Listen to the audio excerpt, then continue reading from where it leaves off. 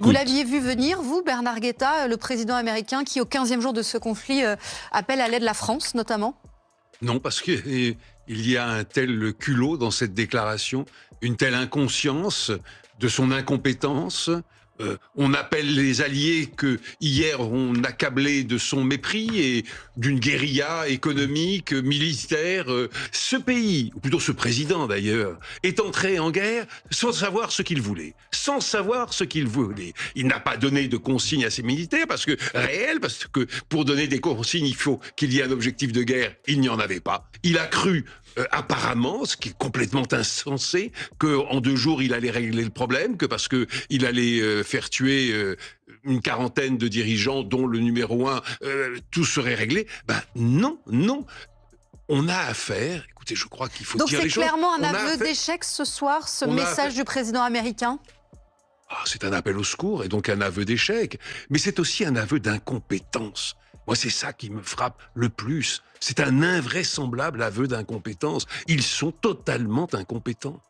Parce que CNN a mis en doute la préparation de l'opération militaire américaine ratée dans un article publié vendredi 13 mars, le Pentagone et la Maison-Blanche attaquent CNN.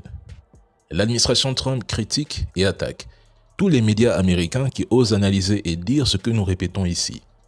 L'opération de Trump est un échec politique flagrant.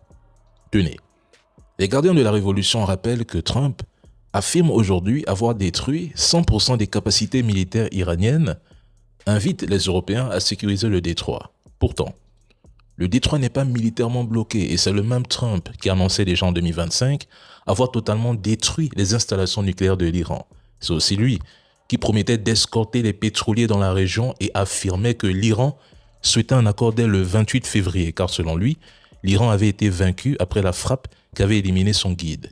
Aujourd'hui, Trump est enfermé dans une communication, dans une propagande que plus personne ne comprend. Entre le 3 et le 5 mars, il déclarait que l'Iran avait réduit de 80% l'intensité de ses frappes. Pourtant, sur le terrain, les faits montrent autre chose.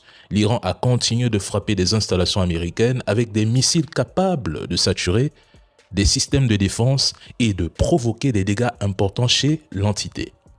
Depuis le début de cette guerre d'agression, les déclarations de Trump se contredisent presque chaque jour. Il pensait, avec son armée de trolls qui l'accompagnent sur les réseaux, que l'Iran allait s'effondrer rapidement. Mais l'Iran n'est pas le Venezuela. L'Iran ne capitule pas. L'Iran résiste. C'est un peuple qui connaît le prix du sacrifice. Chaque jour, il balance ses gros titres. Je vais lancer la frappe la plus massive que le Moyen-Orient ait connue. Aujourd'hui, après l'avoir faite. Mais qu'est-ce qui a réellement changé face aux attaques iraniennes?